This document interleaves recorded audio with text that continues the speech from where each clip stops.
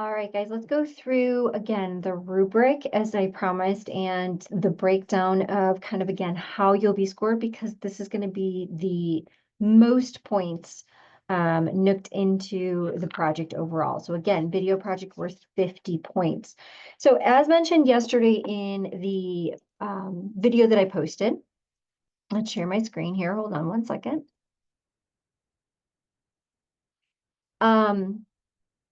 Your video presentation, first and foremost, please make sure you review the video that I have here because that is the basis of, again, information that you will need to put into and kind of how to model this collectively, because again, you'll see that the required slides that are in here are going to be based off of the pitch deck that they give you in that video. And again, that video gives really good understanding of why those elements are really important as it relates to a pitch, right? Going in and kind of selling your point. So I won't go through these parameters pretty specifically, but what I do want to do is go through what the rubric is. So again, notice here that I have outlined all of the slides you will need. Now, again, I had said you need to be about 5 minutes roughly collectively for your time, right? You want to make sure that you are pitching it concisely and quickly, which means what? I need to know my presentation backwards and forwards. I need to give the pitch, right? As if you think about going on Shark Tank, those people practice that. They don't just walk out and say, "What's up, sharks? This is what's going on," right? That takes effort and time to feel confident and comfortable in front of an audience. And I get it, right? This is not a Shark Tank type thing, but if you put on that mindset, that might actually be helpful for ensuring I got to get the most amount of information in and make it snappy, make it jazzy, make it exciting so that Dr. Varga and others vote for me to be able to receive that funding. So off the bat, you're going to notice again, based on the parameters of what you're being graded on, you're going to have the majority of just the slides is going to be what you're going to be graded on. But then we're breaking out information, right, into different chunks of kind of not so great, middle of the line to really exceptional, right? So read through these things, but really the things I want to focus on, because a lot of this is going to make sense. But as far as your traction slide, this is probably the most important slide. Why? Dr. Varga, it's not even the information that's in the strategic plan, because this is the got 'em moment.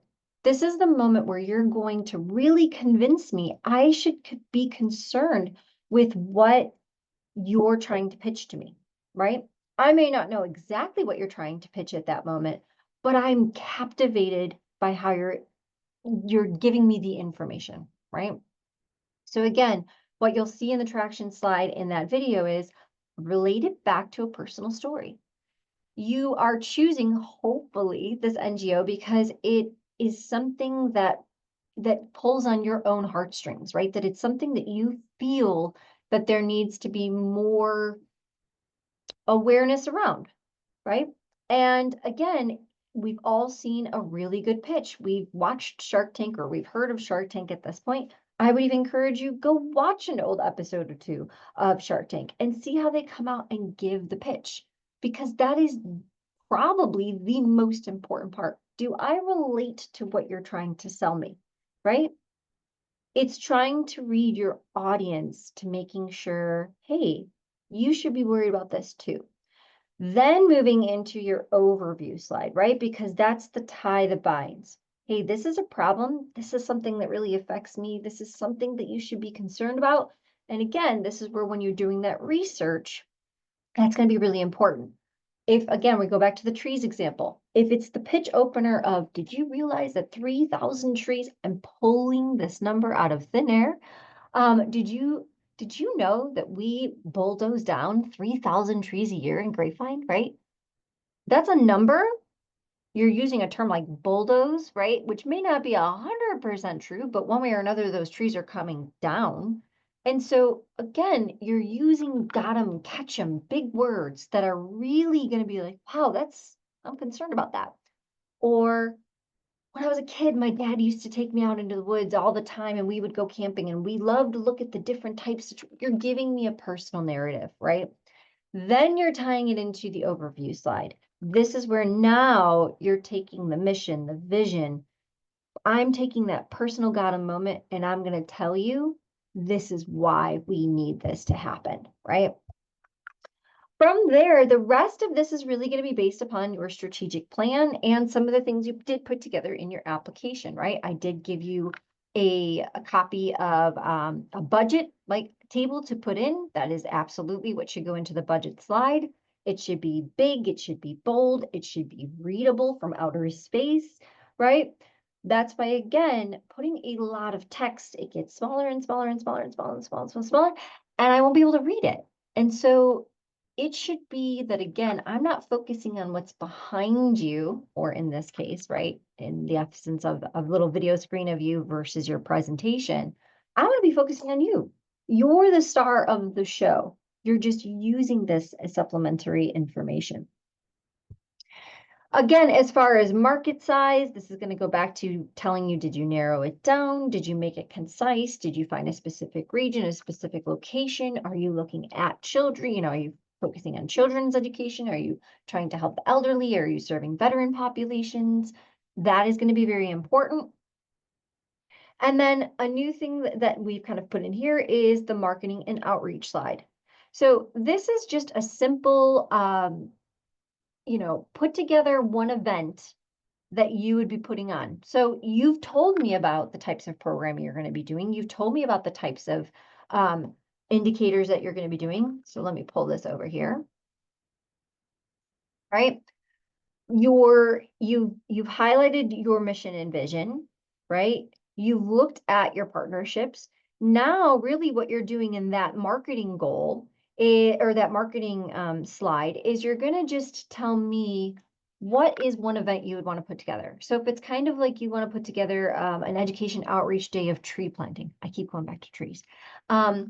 You would put together just a little market flyer that would simply say, on this day, something that would be a market advertising flyer that you would be putting out to the general public, or a social media post, or it could be a video with inside of a video of your own little marketing pitch that you want to put. Hey, we're having a cleanup day in community. Whatever it is, it's showcasing that you've thought about how you're going to at least put on your first event with the money that I'm providing for you to get your NGO launched, right? So that's just a little bit of an added feature here from the other things we've been doing. Your competition slide. So this is really where I said, go out and look for NGOs that entice you. Go out and look at NGOs that maybe are in the same realm of what you're interested in pursuing for your own NGO. And now, focus in. Where I had said, find where those NGOs don't exist, and that's where your NGO could exist. Now you want to go back to those NGOs and say, these would potentially be my competition, right? These would be the things that I would have to worry about doing something very similar. So again, going back to my trees, how are you different than the city, right? You've already kind of walked through that. But now in this particular slide of competition, the city kind of is your competition, right? And the city gets tax dollars. The city is going to be able to have referendums put on voting metrics, right? They're going to be able to move things pretty easily. But that is a part of a business strategy, right? Is trying to understand who can do it better. And if they could do it better, why would I be asking you for the money? So we have to highlight that, right? You have to showcase these would just be some of the potentials. And again, I don't need you to go in and do a major analysis of those organizations, but when you started down this pathway, you probably identified a couple NGOs that felt close to what you wanted to do. So those would be things that would be a competition. And again, I'm not talking nationally, I'm talking find things locally. That's why, again, your market size and narrowing down is really important. Measurement slide, this goes back to your metrics. How are you going to report on these things? How are you going to justify that you are being successful, right?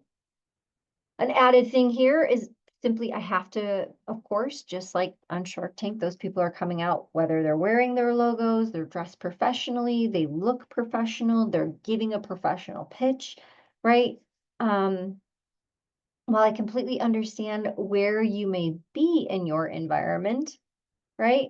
I'm in my office at work. I could undo the blur and you could see that I'm in a professional setting. But again, let's be cognizant of what we're doing. I really should not be seeing, the bedroom behind you with all the things going on in there, right? This should be put up a fake background if you want to. Again, all of that is important because even if you were going on a job interview, right, and it was a Zoom job interview, you still would want your background to be professional. You wouldn't want to showcase anything that you wouldn't want others to potentially see. And then finally, your thank you and reference slide. And I've got a little bit of a breakdown of how the scoring is going to earn you, right? So again, 46 to 50 probably is going to be in that A range, right? And so on and below. The last and final thing I just want to say is I need to hear and see you, right? I need to hear and I need to see you. I also need that for when you are doing your presentation, right? Trying to just pull up my last PowerPoint presentation that I was working on here. That it's really important you put your things into a professional modality, right? Now, I have two screens. I have a way that my screens are laid out. If I was to present to you, I'm not going to present to you like this. I also know that if I put you in presentation mode, right, on my computer, on one screen, it's giving me the slide deck that I would be seeing coming next, right? Versus over on my other screen, it is the professional layout, right? So if I stop sharing, I would want to make sure that if I am sharing my screen, I'm sharing with you. And again, I'm not saying everybody has two monitors. It just happens to be that I am at work today. But you want your presentation to be in presentation mode. That's important, right?